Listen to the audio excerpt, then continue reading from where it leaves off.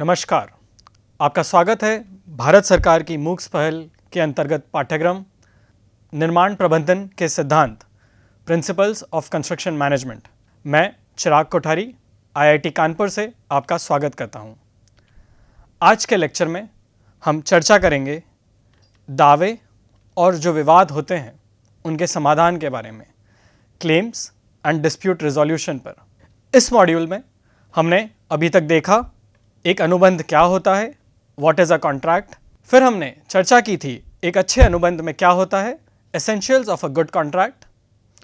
उसके बाद पिछले लेक्चर में हमने बात की कि कॉन्ट्रैक्ट के क्या प्रकार होते हैं, किस प्रकार के कॉन्ट्रैक्ट कंस्ट्रक्शन में यूज़ किए जाते हैं, प्रयोग लाए जाते हैं। आज की चर्चा क्लेम्स और डिस्प्यूट पर रहेगी। जो विवाद आते हैं निर्माण के दौरान उनका किस तरह समाधान किया जा सकता है उस पर चर्चा रहेगी। सबसे पहले हम देखते हैं व्हाट इज़ अ क्लेम। दावा क्या है? किसी भी चीज़ की मांग या अनुरोध एक दावा कहलाता है। क्लेम कहलाता है एक डिमांड या रिक्वेस्ट फॉर समथिंग।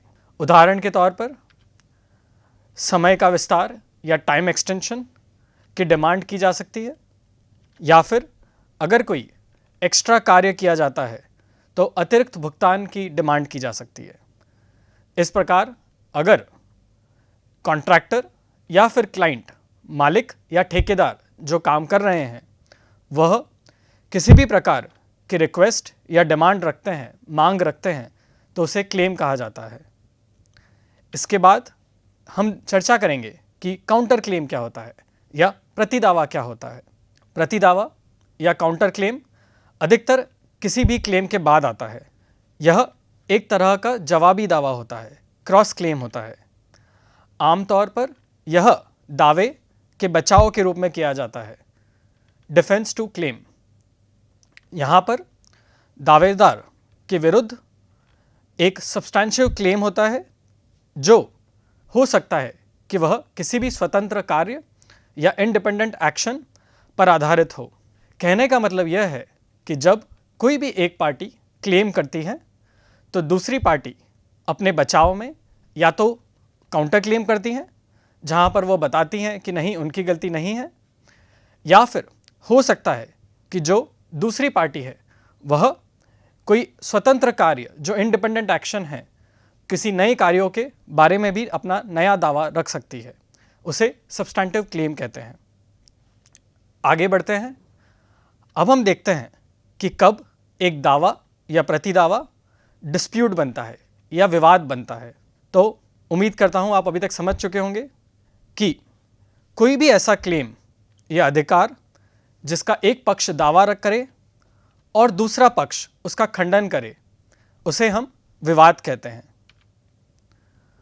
कोई भी दावा या क्लेम बिना अस्वीकृति के विवाद नहीं हो सकता। तो मान लीजिए एक कॉन्ट्रैक्टर ने कोई क्लेम किया और मालिक ने उसे मान लिया, तो हम उसे विवाद नहीं कहेंगे। विवाद हम सब जब ही कहेंगे जब वहाँ पर अनएक्सेप्टेंस हो या अस्वीकृति हो। दावे पर तब तक निर्णय नहीं दिया जा सकता जब तक वह विवाद ना बन जाए।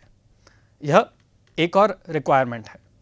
अब हम चर्चा करते हैं कि कंस्ट्रक्शन में विवाद के कारण क्या होते हैं। किसी भी निर्माण कार्य में विवाद के कारण क्या हैं। यह कुछ 12 कारण हैं। हम इन पर एक एक करके चर्चा करेंगे। सबसे पहला, इनकरेक्ट स्पेसिफिकेशंस या गलत स्पेसिफिकेशंस या गलत तथ्य।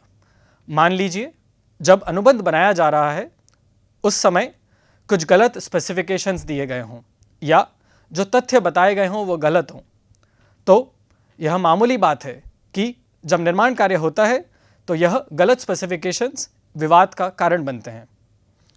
उसके बाद दूसरा है दोषपूर्ण या अस्पष्ट प्रावधान।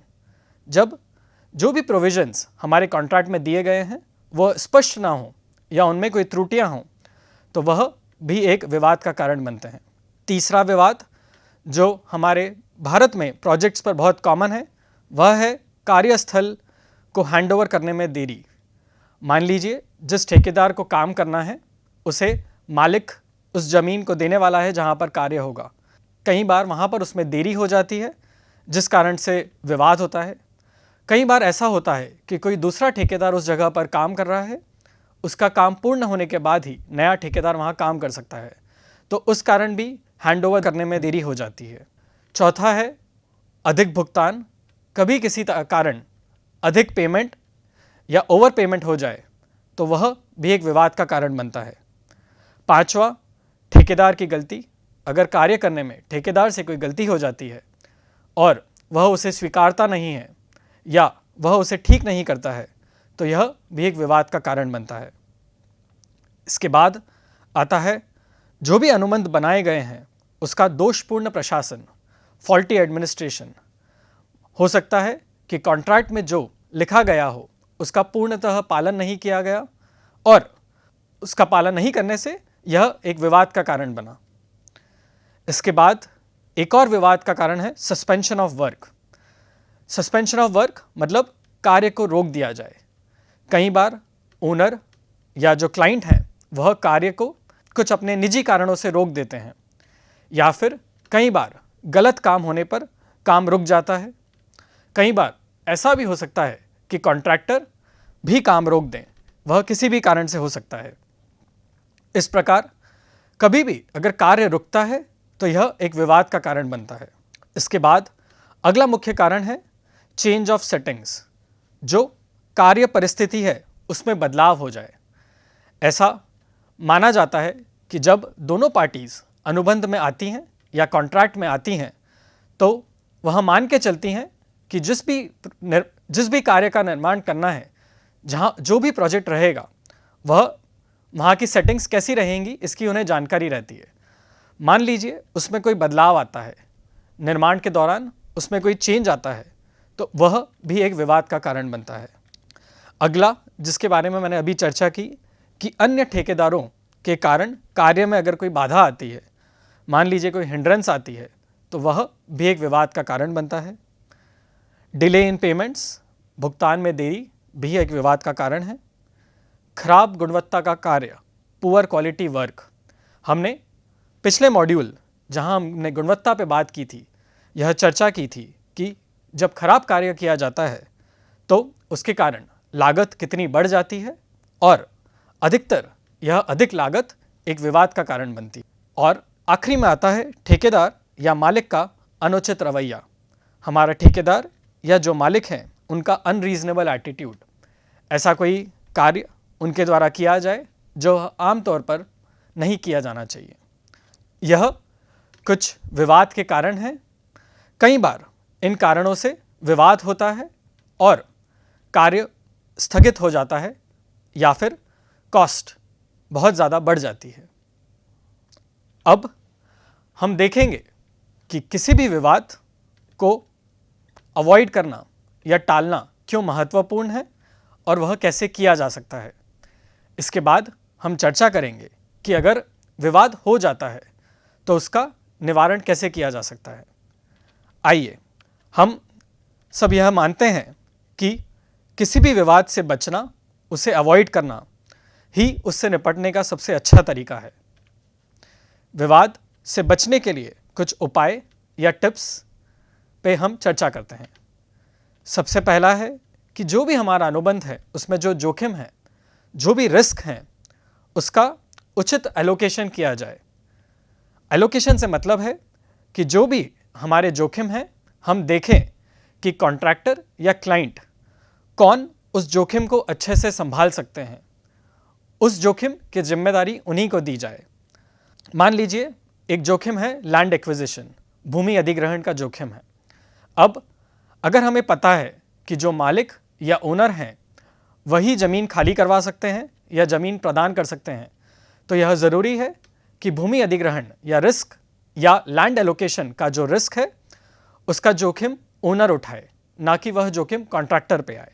इसके बाद यह भी ज़रूरी है जो भी रेलेवेंट क्लॉजेस हैं, जो भी प्रासंगिक खंड हैं जो हमारे कॉन्ट्रैक्ट का भाग हैं, वह उचित और स्पष्ट हों, प्रॉपर हों और अनएम्बिगुअस हों। साथ ही साथ जब अनुबंध बनाया जाए तो वह एक टीम बिल्डिंग एक्सरसाइज हो, एक टीम का निर्माण हो जहाँ पर सभी इकाइयाँ, सभी स्टेक होल्डर्स हों, ऐसा नहीं होना चाहिए कि निर्माण का जो कॉन्ट्रैक्ट है वह सिर्फ मालिक ने बनाया और जो ठेकेदार है, जो अन्य स्पेशलाइज्ड एजेंसीज हैं, उनसे कोई भी चर्चा ना की गई हो। इसीलिए ज़रूरी है कि कॉन्ट्रैक्ट का डेवलपमेंट एक टीम बिल्डिंग एक्सरसाइज हो। जो भी उस प्रोजेक्ट में एजेंसीज हैं, जो भी पार्टीज़ हैं, वह सब साथ में आए और एक अनुबंध बनाएं ताकि सबकी ज़रूरतों को सही समय पर समझा जाए और उन्हें अनुबंध में जोड़ा जाए।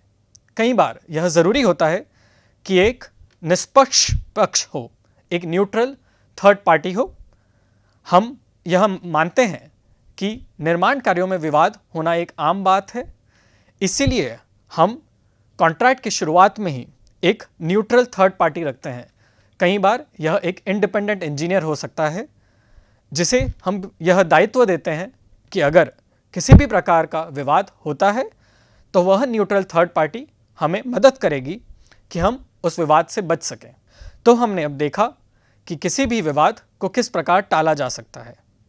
इसके अलावा एक प्रक्रिया जो है वह अल्टरनेट डिस्प्यूट रिजोल्यूशन कहलाती है, जिसके बारे में हम आगे चर्चा करेंगे।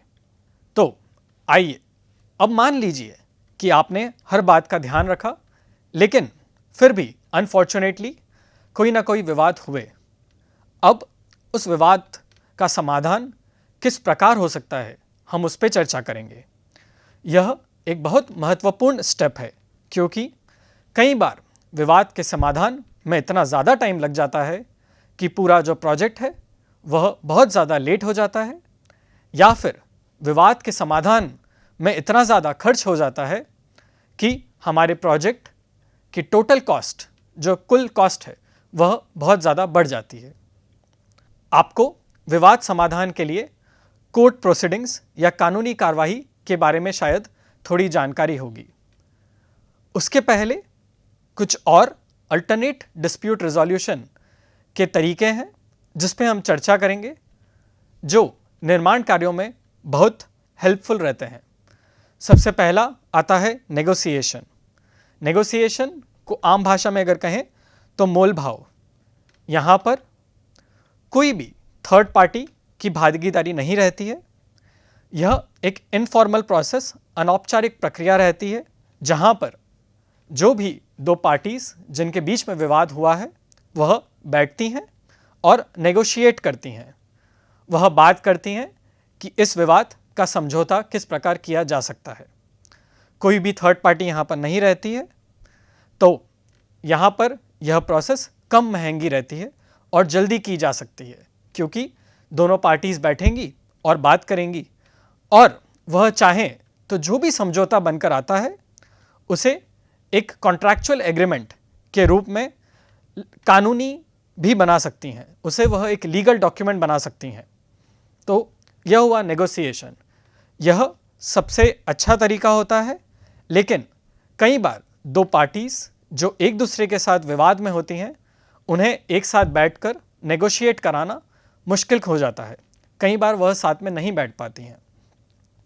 इसीलिए एक दूसरा तरीका है मध्यस्थता का, मीडिएशन और कंसिलिएशन का। यहाँ पर यह भी एक अनौपचारिक प्रक्रिया है।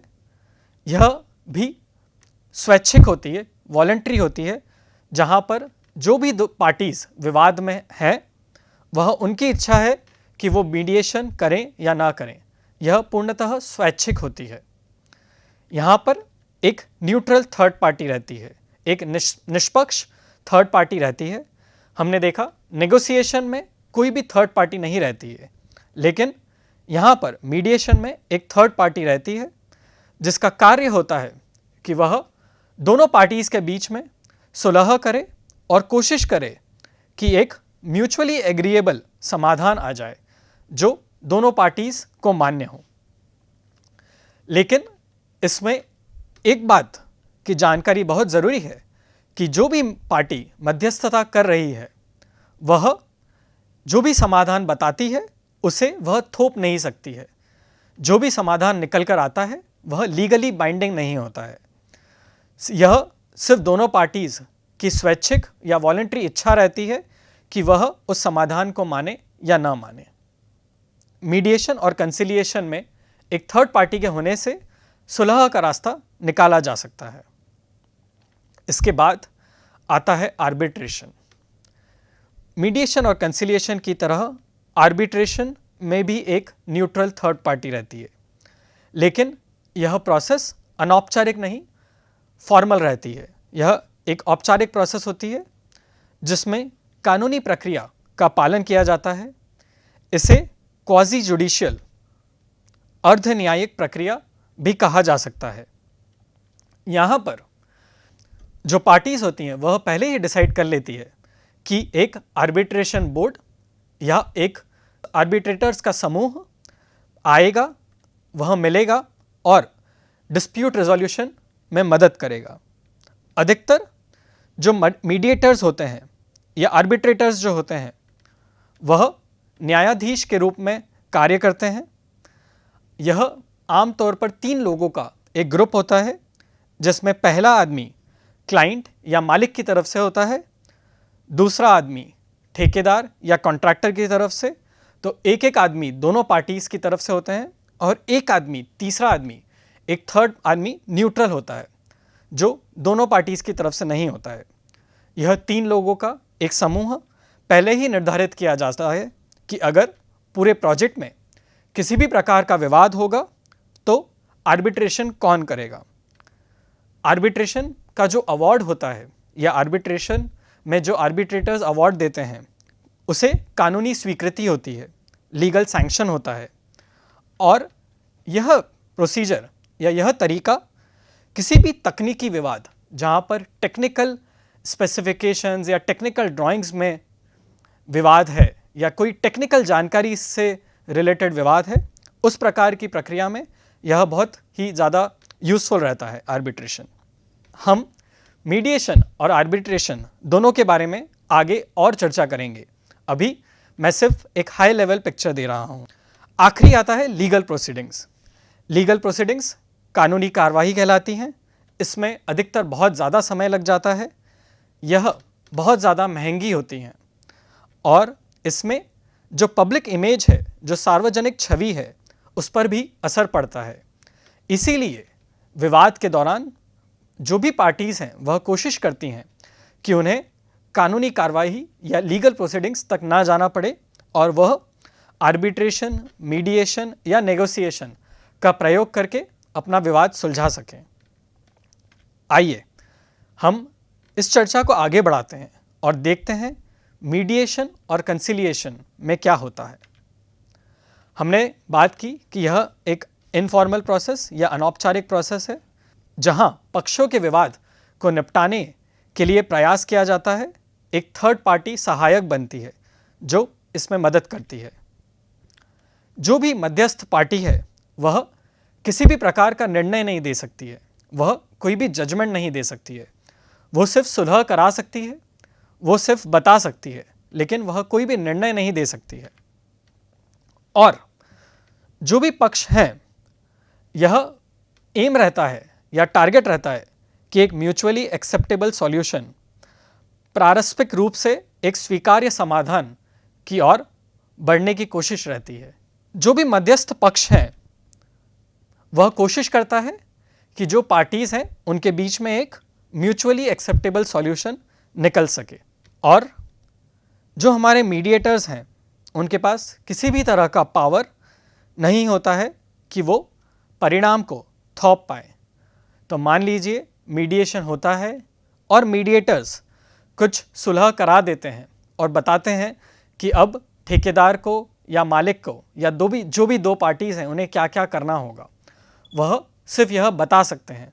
लेकिन हमारे मीडिएटर्स के पास ऐसा कोई पावर नहीं होता कि वह यह निर्णय उन पर थोप पाएँ या उसे लीगली लागू करा पाएँ। इसकी एक खास बात यह है कि मीडिएशन और कंसिलिएशन प्राइवेट में निजीता के साथ और गोपनीयता के साथ पूर्ण किया जा सकता है, जिससे यहाँ पर खर्च भी कम होता है और पब्लिक इमेज भी खराब नहीं होती है। आइए अब हम देखते हैं एक मीडिएशन प्रोसेस में क्या होता है।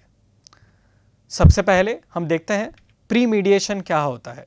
मीडिएशन, मध्यस्थता शुरू होने से पहले क्या कार्य होते हैं।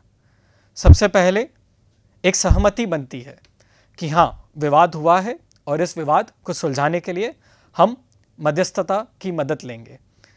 एक सहमति बनती है। फिर जो मीडिएटर है वह एक प्रारंभिक जांच या इनिशियल इंक्वायरी करते हैं और जो भी पक्ष इस विवाद से जुड़े हुए हैं उनके साथ बातचीत करते हैं। फिर एक प्रिलिमिनरी कम्युनिकेशन, प्रारंभिक कम्युनिकेशन होता है और मीडिएशन की तैयारियां होती हैं। यहाँ पर यह डिसाइड किया जाता है कि मीडिएशन कब होगा, किन किन विवादों पर होगा, कौन से विवाद की चर्चा पहले होगी और कौन कौन से ऐसे पक्ष हैं जो वहाँ पर मौजूद रहना चाहिए। इस प्रकार की सभी जानकारी प्री मीडिएशन में तय की जाती है। फिर मीडिएशन के दौरान डायरेक्ट और इनडायरेक्ट मीडिएशन होता है, जहाँ पर पक्षों से मिला जाता है। पक्षों से कहा जाता है कि वह अपनी प्रस्तुति या प्रेजेंटेशन दें, वह जानकारी दें कि यह विवाद का क्या कारण है और उनका क्या पक्ष है। तो यहाँ पर गोल रहता है इंफॉर्मेशन गैदरिंग का, जानकारी एकत्र करने का। उसके बाद मध्यस्थ जो होता है या मीडिएटर जो होता है वह कोशिश करता है कि वह बातचीत को फैसिलिटेट करे, सुविधाजनक बनाए। और फिर अगर कोई निर्णय निकलता है या कोई निर्णय नहीं भी निकलता है तो मध्यस्थता को समाप्त किया जाता है और एक समझौता जो आया है उसे दर्ज किया जाता है। समझौता या तो सॉल्यूशन निकलने के बाद जो भी स्टेप्स लिखी गई होंगी उसे समझौते में लिखा जाता है, या फिर यह लिखा जाता है कि इस मीडिएशन से कोई समाधान नहीं निकल पाया, इसलिए आप अगले स्टेज जो आर्बिट्रेशन है वहाँ जाएं या फिर कोर्ट जाएं। पोस्ट मीडिएशन जो भी परिणाम दिए गए थे उसकी कंप्लायंस देखी जाती है कि वह जो कहा गया था वह दोनों पार्टीज़ ने किया कि नहीं। हम बात करेंगे मध्यस्थता के क्या फ़ायदे हैं। सबसे पहला, यह फास्टर है, जल्दी किया जा सकता है, चीपर या सस्ता है और आगे के विवादों को कम करता है, क्योंकि दोनों पार्टीज़ एक जगह आकर बैठती हैं और उनके बीच में सुलह हो जाता है, तो इससे आगे कोई विवाद हो इसमें कमी आती है और एक कम्युनिकेशन का मार्ग भी खुल जाता है। साथ ही साथ जो हमारी पार्टीज़ हैं उनके रिश्ते बने रहते हैं और उनको कभी कभी बढ़ावा भी मिलता है। तो मीडिएशन के बाद दोनों पार्टीज़ फिर भी साथ में मिलकर आगे कार्य कर पाती हैं। यह पक्षों के सशक्तिकरण में भी मदद करता है। यह मध्यस्थता के कुछ फ़ायदे हैं।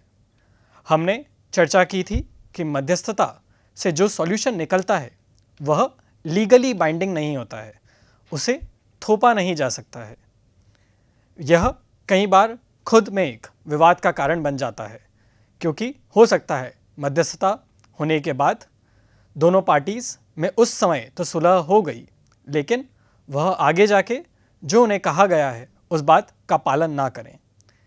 इसीलिए कई बार आर्बिट्रेशन की मदद ली जाती है, क्योंकि आर्बिट्रेशन से जो डिसीजन लिया जाता है वह लीगली बाइंडिंग होता है, कानूनी तौर पर उसे मान्य किया जाता है। आइए हम चर्चा करते हैं कि आर्बिट्रेशन किस प्रकार होता है और इसमें क्या अनेक पहलू रहते हैं, उस पर हम चर्चा करते हैं। सबसे पहले आता है सिलेक्शन ऑफ आर्बिट्रेटर। जो आर्बिट्रेटर है उसका चयन किस प्रकार होता है। हम चाहते हैं कि ऐसा व्यक्ति का चुनाव हो जो हाई इंटीग्रिटी का हो, उच्च सत्यनिष्ठा का हो, साथ ही साथ वह इम्पार्शियल हो, वह निष्पक्ष रह के डिसीजन ले पाए। साथ ही साथ वह व्यक्ति जो भी नेचुरल जस्टिस के सिद्धांत हैं, प्रिंसिपल्स हैं, उनमें मानता हो और वह एक प्रैक्टिकल अप्रोच रखता हो कि किसी भी विवाद को किस प्रकार सुलझाया जाएगा। साथ ही साथ कई बार निर्माण कार्यों में यह ज़रूरी होता है कि जो विवाद है, जो हमारा आर्बिट्रेटर है, उसे उस कार्य क्षेत्र की जानकारी हो, उसे टेक्निकल डोमेन नॉलेज हो, ताकि वह टेक्निकली क्या प्रॉब्लम है वह समझ पाए और सही डिसीजन दे पाए।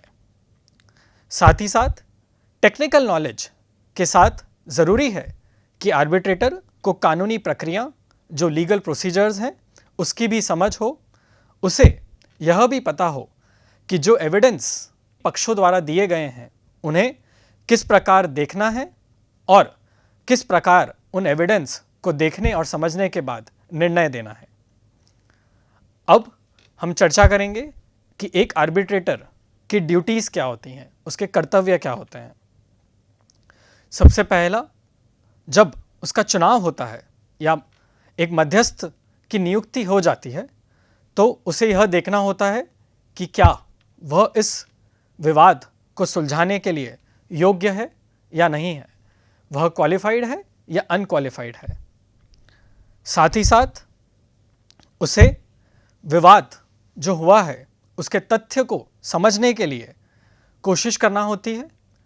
वह चाहे तो एक बैठक बुला सकता है, मीटिंग बुला सकता है, ताकि वह उसे अधिक जानकारी मिले, या फिर वह पक्षों को नोटिस भेज सकता है और उसे जो भी जानकारी चाहिए उसकी मांग रख सकता है।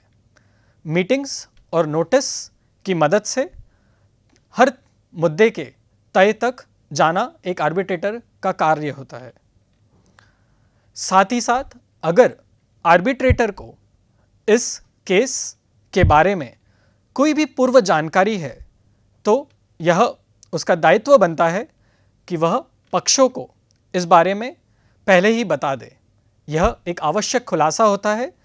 मान लीजिए किसी भी आर्बिट्रेटर को किसी प्रोजेक्ट के बारे में किसी भी कारण से कुछ पूर्व में जानकारी है तो उसे यह बताना होता है कि मैं इस विवाद के बारे में पहले से जानता हूँ, और उसे जिस भी प्रकार की जानकारी रहती है वह उसे दोनों पक्षों को बतानी होती है।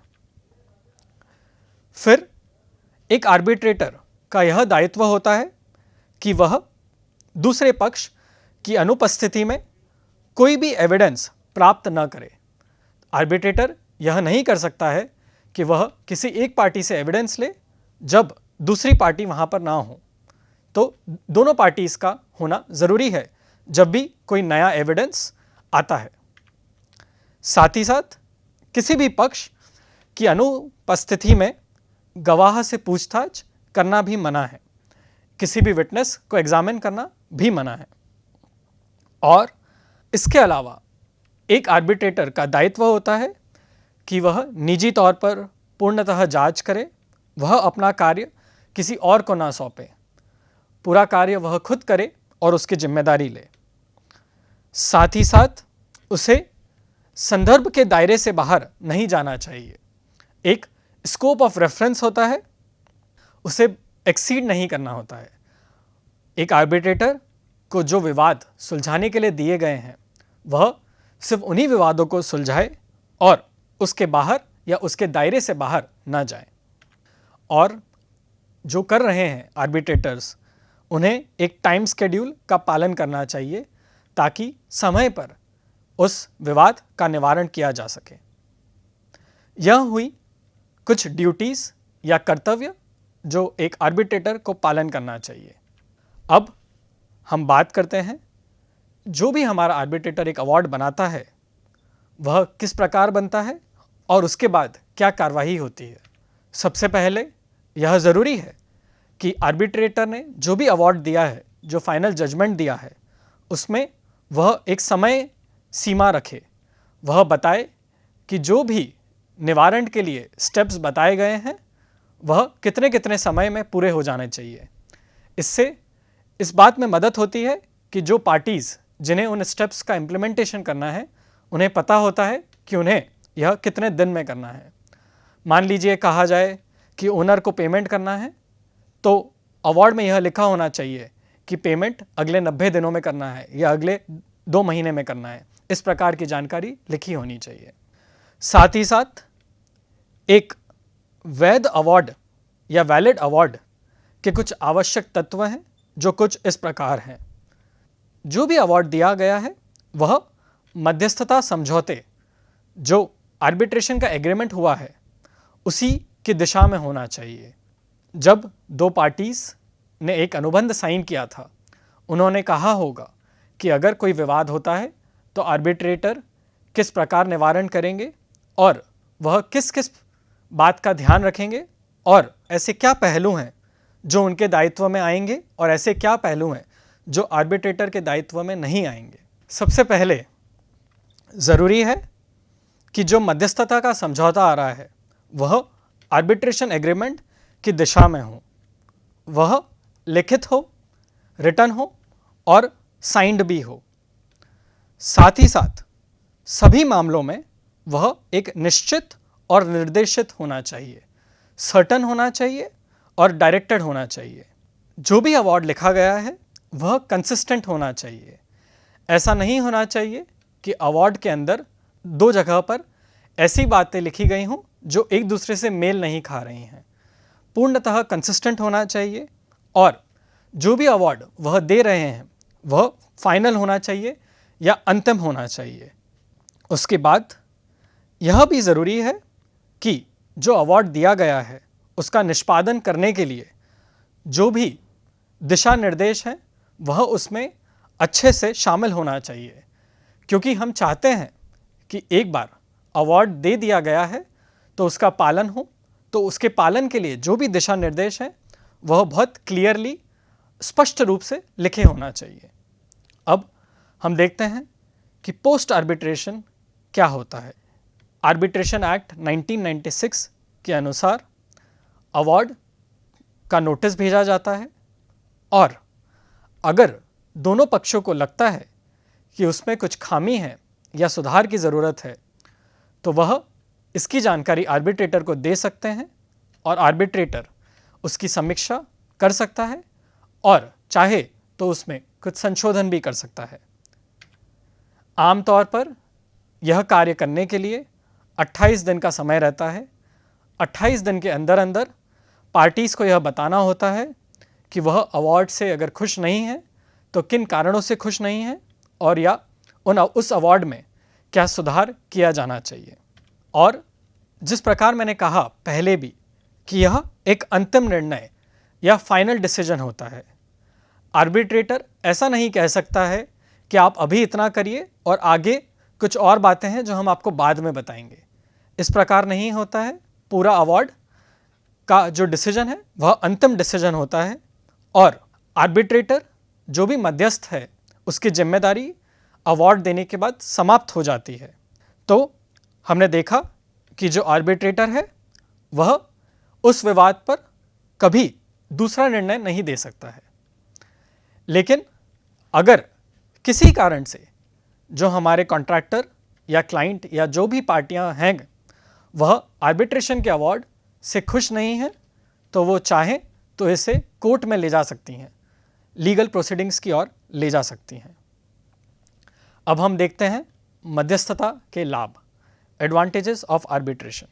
सबसे पहला, यह एक औपचारिक और फॉर्मल प्रोसेस है।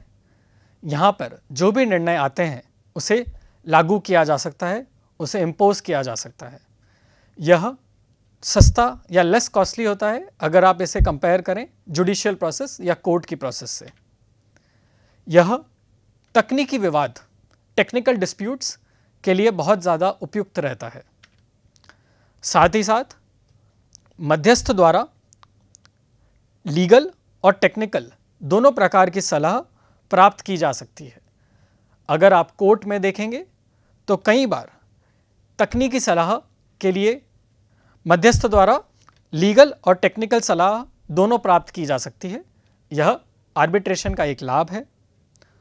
और निर्माण कार्यों में कई बार ज़रूरी होता है कि कार्य की साइट विजिट की जाए। आर्बिट्रेशन इस बात में सहायक है कि कॉन्ट्रैक्टर या जो भी पक्ष इन्वॉल्व हैं उनके साथ आर्बिट्रेटर साइट विजिट कर पाए।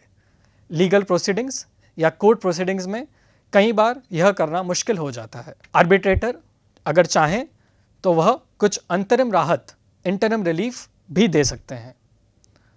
और आर्बिट्रेशन की मदद से किसी भी प्रकार की बैड पब्लिसिटी नहीं होती है, क्योंकि इसमें प्रचार नहीं होता है।